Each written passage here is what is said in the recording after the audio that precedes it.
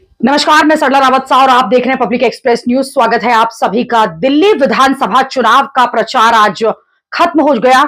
इसके साथ ही मिल्कीपुर का जो उपचुनाव है उत्तर प्रदेश में, वहां भी प्रचार का आखिरी दिन था।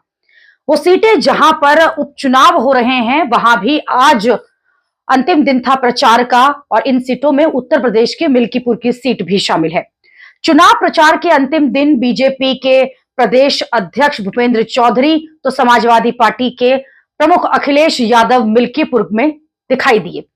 मिल्कीपुर उत्तर प्रदेश में इस वक्त दिल्ली की तरह ही चर्चा का विषय बन चुका है। एक तरफ दिल्ली का चुनाव है जो कि बीजेपी वर्सेस आप की लड़ाई जो है वो बना हुआ है, तो वहीं अगर बात की जाए उत्तर प्रदेश के मिल्कीपुर के उपचुनाव की, तो वहां जिस तरह का समाजवादी पार्टी और बीजेपी के बीच की टक्कर है वो समान दिखाई दे रही। दोनों ही जगह 5 फरवरी को चुनाव होना है और 8 फरवरी को रिजल्ट आना है, और दोनों ही जगह इस वक्त बीजेपी के लिए करो और मरो की स्थिति है।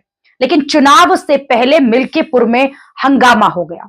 हंगामा हुआ जब मिल्कीपुर की सीट पर मुख्यमंत्री आदित्यनाथ को घेरा गया, क्योंकि जिस तरह से लगातार अखिलेश यादव की पार्टी के सांसद रोते हुए दिखाई दिए और उन्होंने वीडियो बनाकर ये कहा कि किस तरह से वहां पर एक बच्ची के साथ में, एक लड़की के साथ में जघन्य अपराध हुआ, हत्या हुई, और इसके बाद मिल्कीपुर सीट पर एक बार फिर बीजेपी और खासतौर पर मुख्यमंत्री घिरते हुए नजर आए। मुख्यमंत्री योगी आदित्यनाथ ने रविवार को मिल्कीपुर में पहुंचकर एक जनसभा को संबोधित भी किया।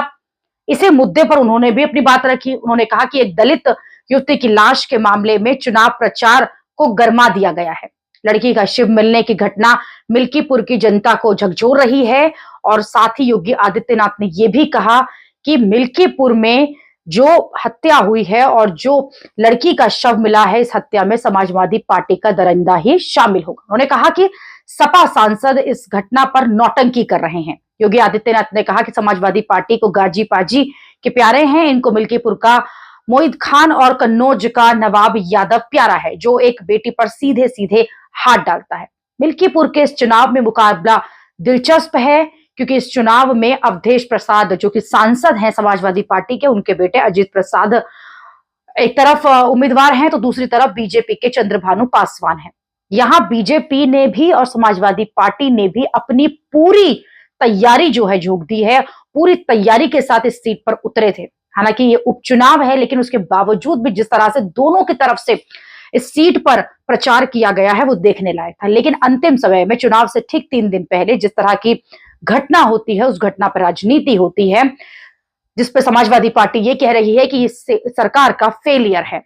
चुनाव में उसको भुनाने की पूरी कोशिश की गई है, लेकिन रविवार को खुद मुख्यमंत्री वहां पहुंचते हैं मिल्कीपुर में जनसभा को संबोधित करने, तो वो आरोप लगाते हैं समाजवादी पार्टी पर ही।